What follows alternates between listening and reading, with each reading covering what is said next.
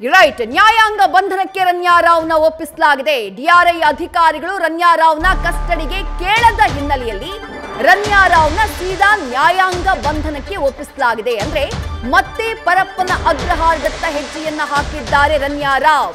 ಈ ಸಂದರ್ಭದಲ್ಲಿ ನಾನು ಪ್ರಶ್ನೆ ಕೇಳಿದಾಗಲಿಲ್ಲ ನಿಮ್ಮ ವಕೀಲರ ಕಡೆ ನೋಡಬೇಡಿ ಅಂತಾನು ಆ ಸಂದರ್ಭದಲ್ಲಿ ನ್ಯಾಯಾಧೀಶರು ಆಕೆಗೆ ಹೇಳ್ತಾರೆ. ಆಕೆಯನ್ನ ವಿಚಾರಣೆ ಮಾಡುವಂತಹ ಸಂದರ್ಭದಲ್ಲಿ ನಾನು ಯಾವುದೇ ಪ್ರಶ್ನೆಯನ್ನ ಕೇಳಿದ್ರು ನೀವು ನಿಮ್ಮ ವಕೀಲರ ಕಡೆ ನೋಡ್ತಾ ಇದ್ದೀರಿ, ಪದೇ ಪದೇ ಹಾಗೆ ನೋಡೋದಕ್ಕೆ ಹೋಗ್ಬೇಡಿ ಅಂತಾನು ಆಕೆಗೆ ಎಚ್ಚರಿಸ್ತಾರೆ. ಸದ್ಯ ಆಕೆಯನ್ನ ನ್ಯಾಯಾಂಗ ಬಂಧನಕ್ಕೆ ಒಪ್ಪಿಸಲಾಗಿದೆ.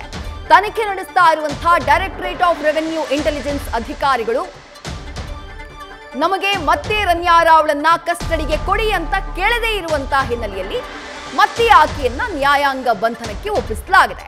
3 ದಿನಗಳ ಕಾಲ ಆಕೆಯನ್ನ ಕಸ್ಟಡಿಗೆ ಪಡೆದು ವಿಚಾರಣೆ ಮಾಡಲಾಗಿತ್ತು. ಆ ಸಂದರ್ಭದಲ್ಲಿ ಆಕೆ ಸಮರ್ಪಕವಾಗಿ ಉತ್ತರ ಕೊಟ್ಟಿಲ್ಲ ಅನ್ನುವುದನ್ನು ಕೋರ್ಟ್ಗೆ ತಿಳಿಸುವಂತಹ ಕೆಲಸವನ್ನ ಡಿಆರ್ಐ ಅಧಿಕಾರಿಗಳು ಮಾಡಿತ್ತು. ಈಗ ಆರ್ಥಿಕ ಅಪರಾಧ ನ್ಯಾಯಾಲಯ ಆದೇಶವನ್ನ ಕೊಟ್ಟಿದೆ.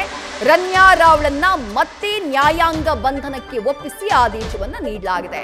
ಹಾಗಾಗಿ ಅರೆಸ್ಟ್ ಆದ ತಕ್ಷಣ ಯಾವ ಪರಪ್ಪನ ಅಗ್ರಹಾರವನ್ನ ರನ್ಯಾರಾವ್ ಸೇರಿದ್ಲೋ ಈಗ ಮತ್ತೆ 15 ದಿನಗಳ ಕಾಲ ನ್ಯಾಯಾಂಗ ಬಂಧನಕ್ಕೆ ನೀಡಿ ಆದೇಶವನ್ನ ಕೊಟ್ಟಿರೋದ್ರಿಂದ ಮತ್ತೆ ಪರಪ್ಪನ ಅಗ್ರಹಾರದತ್ತ ರನ್ಯಾರಾವ್ ಹೆಜ್ಜೆಯನ್ನ ಹಾಕಬೇಕಾಗುತ್ತೆ.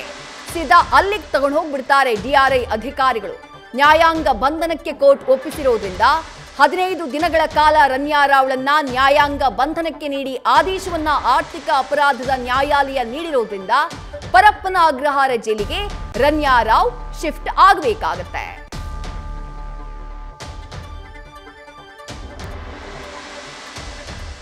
ಮತ್ತಷ್ಟು ಡೀಟೇಲ್ಸ್ ನಮ್ಮ ಪ್ರತಿನಿಧಿ ಸಂದೇಶ್ ನೀಡ್ತಾ ಹೋಗ್ತಾರೆ. ಸಂದೇಶ್, ಕೋರ್ಟ್ ನಲ್ಲೇ ಉಲ್ಲೇಖ ಮಾಡಿದ್ರು ಡಿಆರ್ಐ ಪರ ವಕೀಲರು ಕೇಳಿದಂತಹ ಪ್ರಶ್ನೆಗೆ ಸಮರ್ಪಕವಾದಂತಹ ಉತ್ತರವನ್ನ ಕೊಟ್ಟಿಲ್ಲ ಅಂತ ಹೇಳಿ. ಸಮರ್ಪಕವಾದಂತಹ ಉತ್ತರವನ್ನ ಕೊಡದೇ ಇದ್ದಂತಹ ಸಂದರ್ಭದಲ್ಲೂ ಕೂಡ ಮತ್ತೆ ಯಾಕೆ ಕಸ್ಟಡಿಗೆ ಕೇಳಿಲ್ಲ ಡಿಆರ್ಐ ಅಧಿಕಾರಿಗಳು ಅನ್ನೋದು ಕುತೂಹಲವನ್ನ ಮೂಡಿಸ್ತಾ ಇದೆ. ಸಂದೇಶ್, ವಿಶೇಷ ಇಲ್ಲಿ ಪ್ರಮುಖವಾಗಿರುವಂತದ್ದು ಈಗಾಗಲೇ ರನ್ಯಾರಾವ್ನ ಕೋರ್ಟ್ಗೆ ಹಾಜರುಪಡಿಸಿದಂತ ಸಂದರ್ಭದಲ್ಲೂ ಕೂಡ ಡಿಆರ್ಐ ಪರ ವಕೀಲರು ಕೂಡ ಆರೋಪವನ್ನ ಮಾಡ್ತಾರೆ. ಅಂದ್ರೆ ಕೋರ್ಟ್ ಆದೇಶ ಇದ್ರೂ ಕೂಡ, ಅಂದ್ರೆ ಕೋರ್ಟ್ ಈ ಹಿಂದೆ ಕಸ್ಟಡಿಗೆ ನೀಡುವಂತ ಸಂದರ್ಭದಲ್ಲೂ ಕೂಡ ಆದೇಶವನ್ನು ಮಾಡಿದ್ರು.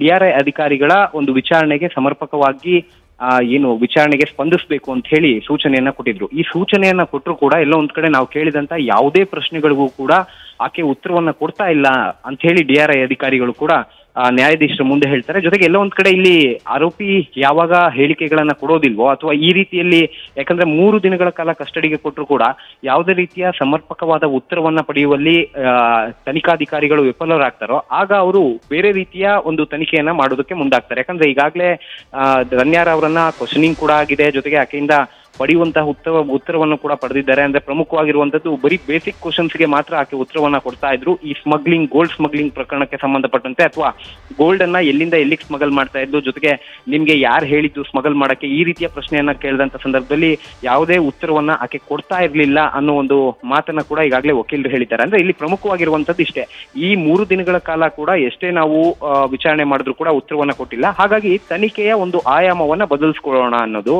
ಇಲ್ಲಿ ಪ್ರಮುಖವಾಗಿ ಡಿಆರ್ಐ ಅಧಿಕಾರಿಗಳ ಒಂದು ವಿಚಾರ ಆಗಿದೆ. ಯಾಕಂದ್ರೆ ಇಲ್ಲಿ ಪ್ರಮುಖವಾಗಿರುವಂತದ್ದು ಈಗ ಸಿಕ್ಕಂತ ಬೇರೆ ಎವಿಡೆನ್ಸ್ಗಳು, ಅಂದ್ರೆ ಬರೀ ಅಕ್ಯೂಸ್ ಸ್ಟೇಟ್ಮೆಂಟ್ ಮೇಲೆ ಮಾತ್ರ ಅಲ್ಲ ಎನ್ಕ್ವೈರಿಯನ್ನ ಮಾಡಬಹುದು ಅನ್ನೋದು, ಬೇರೆ ಬೇರೆ ಎವಿಡೆನ್ಸ್ಗಳ ಮುಖಾಂತರವಾಗಿ, ಅಂದ್ರೆ ಈಗಾಗಲೇ ರನ್ಯಾರಾವ್ ಮೊಬೈಲ್ ಅನ್ನ ಕೂಡ ವಶಕ್ಕೆ ಪಡೆಯಲಾಗಿದೆ. ಡಿಜಿಟಲ್ ಎವಿಡೆನ್ಸ್ ಗಳಾಗಿರ್ಬೋದು, ಈ ಬೇರೆ ಬೇರೆ ರೀತಿಯ ಎವಿಡೆನ್ಸ್ ಗಳನ್ನ ಈಗಾಗಲೇ ಏನ್ ಕಲೆಕ್ಟ್ ಮಾಡಿದ್ದಾರೆ ಆ ಎವಿಡೆನ್ಸ್ ಗಳ ಮುಖಾಂತರ ಬೇರೆ ಆಯಾಮದಲ್ಲಿ ತನಿಖೆಯನ್ನ ಶುರು ಮಾಡ್ತಾರೆ. ಯಾಕಂದ್ರೆ ಈಗಾಗಲೇ ಮೊಬೈಲ್ ಪರಿಶೀಲನೆ ಸಂದರ್ಭದಲ್ಲಾಗಿರ್ಬೋದು, ಜೊತೆಗೆ ದುಬೈಗೆ ರನ್ಯಾರಾವ್ ಜೊತೆಯಲ್ಲಿ ಹೋಗಿದಂತ ಆರೋಪದ ಆಧಾರದ ಮೇಲೆ ಈಗಾಗಲೇ ತರುಣ್ನನ್ನ ಕೂಡ ಈಗಾಗಲೇ ಅರೆಸ್ಟ್ ಮಾಡಲಾಗಿದೆ. ಹಾಗಾಗಿ ಆ ಒಂದು ಆಂಗಲ್ ನಲ್ಲಿ ಈಗ ತನಿಖೆಯನ್ನ ಮಾಡ್ತಾ ಹೋಗ್ತಾರೆ. ಈಗ ಆರೋಪಿಯನ್ನ ಕ್ವಶನಿಂಗ್ ಮಾಡಿದ್ದಾರೆ, ನಿಮ್ಮ ಮೇಲೆ ಆರೋಪ ಇದೆ ಅಂತ ಹೇಳಿ. ಹಾಗಾಗಿ ಎಲ್ಲಾ ಪ್ರಶ್ನೆಗಳಿಗೂ ಕೂಡ ಡಿಆರ್ಐ ಅಧಿಕಾರಿಗಳಿಗೆ ಆರೋಪಿಗಳು ಉತ್ತರ ಕೊಡೋದಿಲ್ಲ ಯಾವುದೇ ಪ್ರಕರಣದಲ್ಲಾಗಿದ್ರು ಕೂಡ. ಹಾಗಾಗಿ ಈ ಪ್ರಕರಣದಲ್ಲೂ ಕೂಡ ರನ್ಯಾರಾವ್ ಸಮರ್ಪಕವಾಗಿ ಸ್ಪಂದಿಸ್ತಾ ಇಲ್ಲ ತನಿಖೆಗೆ. ಹಾಗಾಗಿ ಈಗ ಡಿಜಿಟಲ್ ಎವಿಡೆನ್ಸ್ ಆಗಿರ್ಬೋದು ಅಥವಾ ಟೆಕ್ನಿಕಲ್ ಎವಿಡೆನ್ಸ್ ಆಗಿರ್ಬೋದು, ಈ ಒಂದು ಎವಿಡೆನ್ಸ್ ಗಳ ಆಧಾರದ ಮೇಲೆ ತನಿಖೆಯನ್ನು ನಡೆಸ್ತಾರೆ. ಈಗ ಇಲ್ಲಿವರೆಗೂ ಏನು ಉತ್ತರವನ್ನ ಪಡೆದಿದ್ದಾರೆ ಅದನ್ನ ಈಗಾಗಲೇ ಈಗಾಗಲೇ ರಿಮಾಂಡ್ ಅರ್ಜಿಯಲ್ಲಿ ಮೆನ್ಷನ್ ಮಾಡಿ ಅದನ್ನು ಕೂಡ ಈಗಾಗಲೇ ಕೋರ್ಟ್ಗೆ ಹಾಜರುಪಡಿಸಿದ್ದಾರೆ.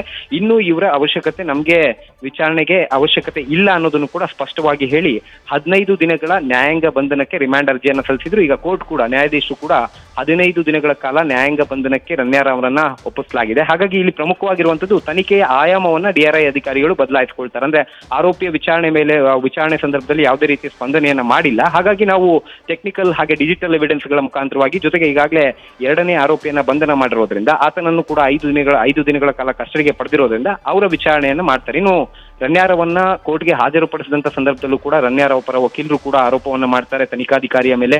ಅಂದ್ರೆ ಎಲ್ಲೋ ಒಂದ್ ಕಡೆ ಫಿಸಿಕಲ್ ಥ್ರೆಟ್ ಅನ್ನ ಮಾಡ್ತಾರೆ. ಯಾಕಂದ್ರೆ ನ್ಯಾಯಾಧೀಶರು ನೇರವಾಗಿ ರಮ್ಯಾರಾವ್ಗೆ ಪ್ರಶ್ನೆ ಕೇಳಿದಾಗ ಫಿಸಿಕಲ್ ಥ್ರೆಟ್ ಅನ್ನ ಮಾಡ್ತಾ ಇದ್ದಾರೆ ಅಂತ ಕೂಡ ಹೇಳಿರೋದ್ರಿಂದ ಇಲ್ಲಿ ಯಾವುದೇ ರೀತಿಯ ನಾವು ತನಿಖೆಗೆ ಪೂರಕವಾದ ಅಥವಾ ಸ್ಪಂದಿಸುವಂತ ಅಂಶಗಳು ಸಿಗೋದಿಲ್ಲ ಅನ್ನೋದನ್ನ ಮನದಟ್ಟು ಮಾಡಿಕೊಂಡು ಆಕೆಯನ್ನ ಕಸ್ಟಡಿಗೆ ಬೇಡ, ನ್ಯಾಯಾಂಗ ಬಂಧನಕ್ಕೆ ಒಪ್ಪಿಸಿ ಅಂತ ಹೇಳಿ ನ್ಯಾಯಾಧೀಶರು ಮುಂದೆ DRI ಪರ ವಕೀಲರು ಕೂಡ ಈಗಾಗಲೇ ಮನವಿಯನ್ನ ಮಾಡಿದ್ರು. ಅದನ್ನ ಮನವಿಯನ್ನ ಈಗಾಗಲೇ ನ್ಯಾಯಾಧೀಶರು ಕೂಡ ಪುರಸ್ಕರಿಸಿದ್ದಾರೆ.